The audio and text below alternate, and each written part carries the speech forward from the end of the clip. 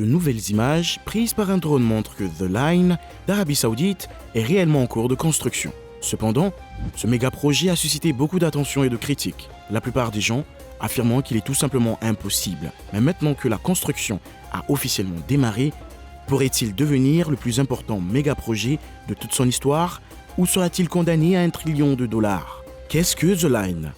Le prince héritier Mohammed bin Salman veut construire 2 gratte-ciel parallèles de 500 mètres de hauteur s'étendant sur 170 km à travers les montagnes et le désert. Réaliser ce projet reviendrait à construire 2001 World Trade Centers l'un à côté de l'autre, 2 fois. Étant donné que seuls 12 gratte-ciel dans le monde ont franchi la barrière des 500 mètres de hauteur jusqu'à présent, en bâtir 4000 en même temps et au même endroit semble être une idée ridicule. Ces structures parallèles auront des façades miroitantes et ne seront séparées que par un espace de 200 mètres. Elles abriteront une ville de 9 millions d'habitants et 380 000 nouveaux emplois. La ville linéaire partira de la côte du golfe d'Aqaba dans la mer Rouge et s'enfoncera dans le pays, en traversant les montagnes et le désert. Les 2 façades miroitantes seront reliées par des passerelles. La plupart des espaces intérieurs seront construits verticalement et contiendront des parcs publics, des bureaux et des maisons superposées.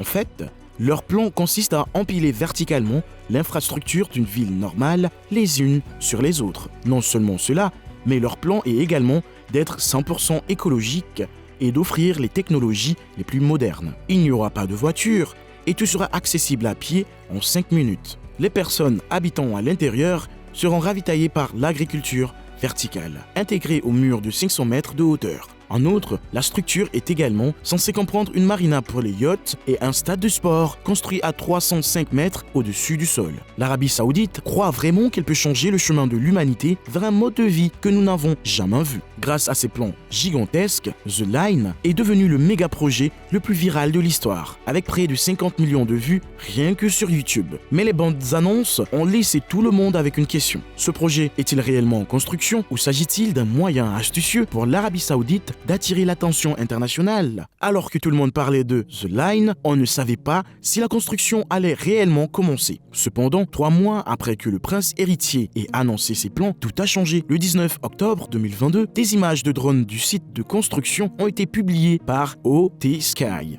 Et ce qu'elles montrent est plutôt surprenant. Les fondations de The Line sont clairement visibles dans la vidéo, avec une grande quantité de machines creusant la forme du méga-projet. Dans cette séquence, vous pouvez voir les centaines d'excavatrices nécessaires pour poser les fondations de The Line. Cependant, de nombreux experts estiment que la ville linéaire ne sera jamais aussi futuriste que dans les bandes annonces. The Line promet tout simplement trop de choses en trop peu de temps. Les derniers résultats de l'Arabie Saoudite en matière de construction de gratte-ciel extraordinaires ne sont pas non plus très reluisants. Par exemple, la Kingdom Tower, qui était censée devenir le plus haut bâtiment du monde, est toujours en attente et n'a atteint qu'un tiers de sa hauteur initiale.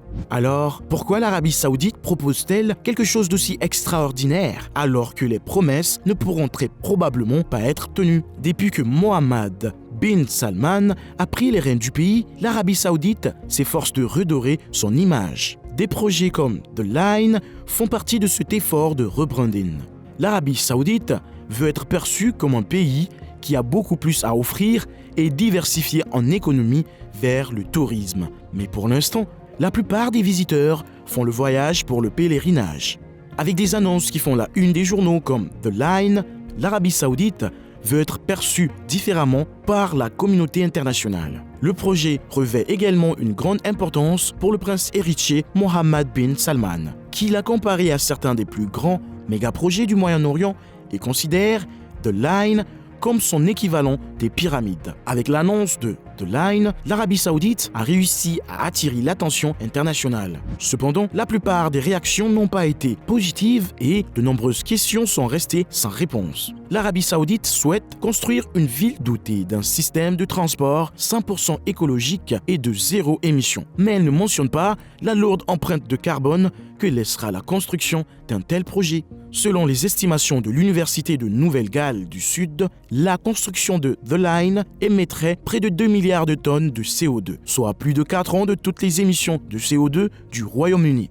La promesse de créer une ville neutre en carbone ne semble pas très convaincante si l'on considère ces immenses émissions liées à la construction. En outre, les critiques n'ont pas manqué de souligner le bilan de l'Arabie Saoudite en matière de droits de l'homme et calculent déjà le coût humain de ces projets. Dans la région, il existe plusieurs tribus indigènes qui ont vécu dans des villes et des villages pendant des centaines d'années. Selon les estimations, ce sont environ 20 000 personnes qui sont contraintes de faire de la place pour The Line. Le pays n'a pas non plus réussi à imposer des réformes efficaces en matière de travail, ce qui a entraîné des abus généralisés à l'encontre des travailleurs migrants et, jusqu'à présent, les autorités n'ont donné aucune feuille de route pour s'attaquer à ce problème. Malgré ces problèmes, la construction de The Line a clairement commencé.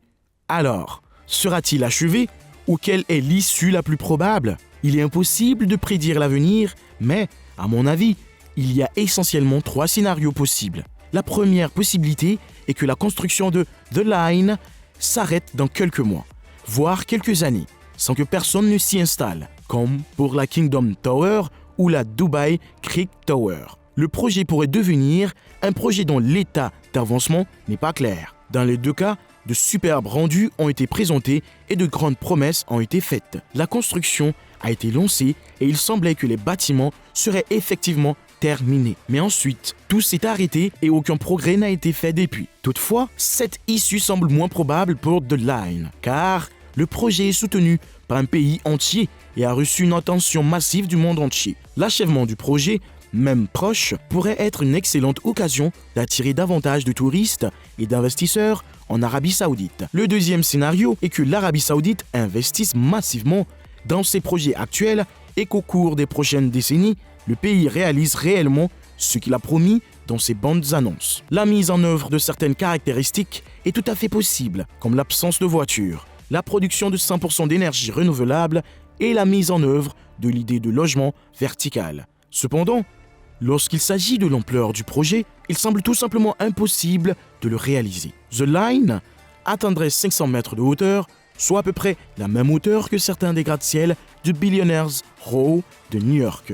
La ville linéaire est essentiellement un gratte-ciel de 170 km de largeur, alors qu'une tour typique de cette taille ne fait que 50 mètres de largeur. À titre d'exemple, la China Zone Tower, d'une hauteur de 528 mètres, qui a été achevée en 2018, a exigé 6 ans de construction. L'Arabie Saoudite doit construire l'équivalent de 4000 de ces tours. En multipliant simplement par 6 ans chacune, on arriverait à 24 000 ans. Bien sûr, l'Arabie Saoudite les construisait beaucoup plus rapidement puisqu'elle pourrait commencer à travailler sur plusieurs parties à la fois.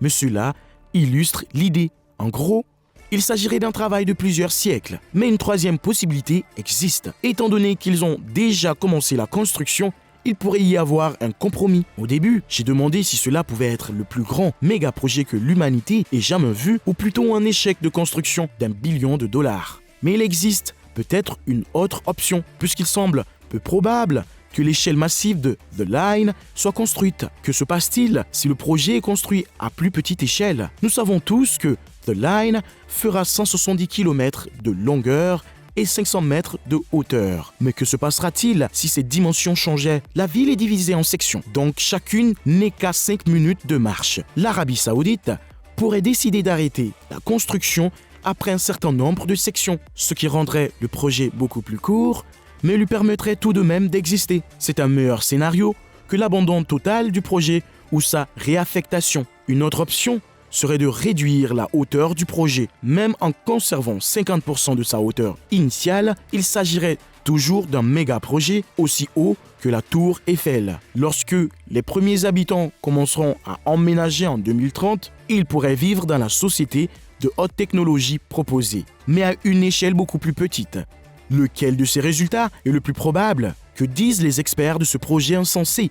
Il s'agit d'un projet dont peu d'experts reconnaissent la faisabilité, en particulier dans un délai extrêmement court. Marshall Brown, professeur d'architecture à l'université de Princeton, a déclaré à Dizaine « Il y aurait tellement de phénomènes physiques et environnementaux à traiter pour atteindre le caractère incroyablement minimal et singulier que les rendus proposent. » Alors, qu'en pensez-vous? L'Arabie Saoudite sera-t-elle en mesure de terminer le projet Et fera-t-elle de l'Arabie Saoudite une destination touristique populaire? Je ne pense pas que ces projets attireront beaucoup de touristes. Cliquez sur cette vidéo pour découvrir pourquoi je pense que l'Arabie Saoudite ne parviendra pas à copier Dubaï et à attirer les touristes.